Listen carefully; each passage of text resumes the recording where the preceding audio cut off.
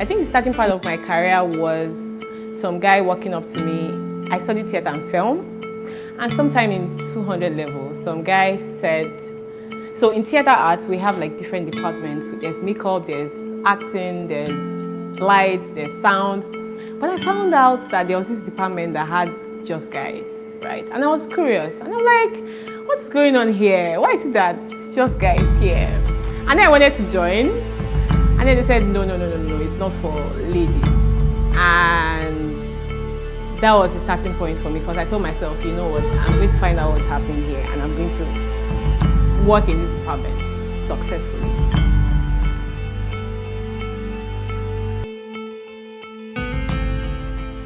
Many years ago, I never knew that I'm going to be where I am today. I never knew that people are going to look up to me and say, oh yeah, I would like to become a gaffer someday because Flora is a gaffer and she's successful at it. I didn't know that my resilience would pay off, right?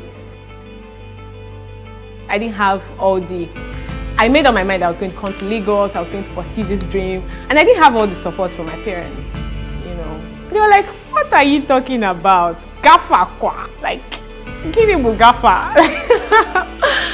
And I remember the times that I came, the earliest moments when I came, and I didn't even have to call, I couldn't call them to tell them about the struggles. I couldn't call some close friends to tell them about the struggles.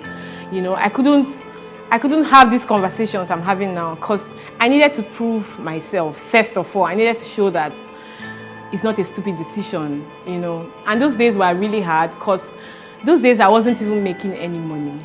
You know, I've had times, there was a point in my career where I had to light for free for like 6 months straight, just to show them that I can actually do this thing. I was lighting for free.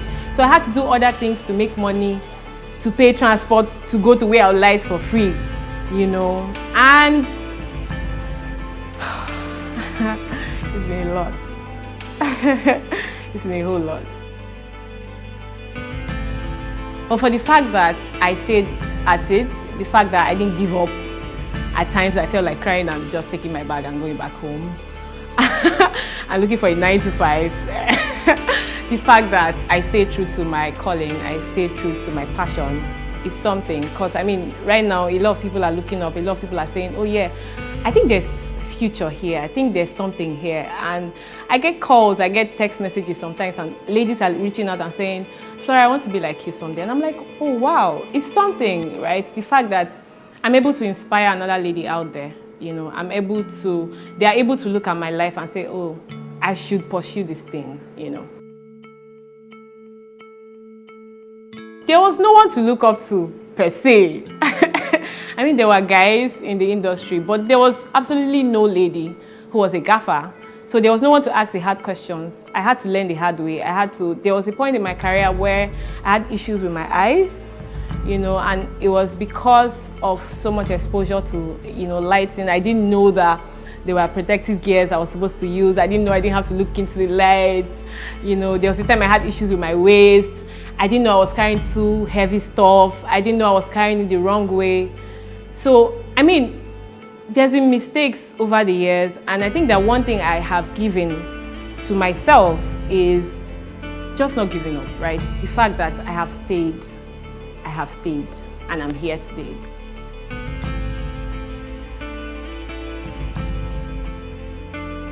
I mean, I'm in a male-dominated space, you know. You need audacity to be here. You need audacity to be here. You need to say, you know what, you guys will be fine, but it is what it is. I've been on productions where people would go to my runner to talk to because they can't stand the fact that a lady is leading the team. What are you talking about? So they're like, who is the leader of the team? And I'm like, I'm very slim, you know. And like, she's the leader. Where's the guy? Where's the closest guy? You know, and they're like, I want this. And I'm like, what is going on here? You know? And yes, the answer is yes. I've had to demand respect. A lot of times I just had to work, whether you like me or not. It is what it is. I'm here, and I'm going to be here for a long time. So you'll be fine. One truth about being a woman in the film industry that we do not talk about enough is the fact that as a woman, you have yourself to deal with. Like, by yourself, I mean your body, you know. Let me give an instance.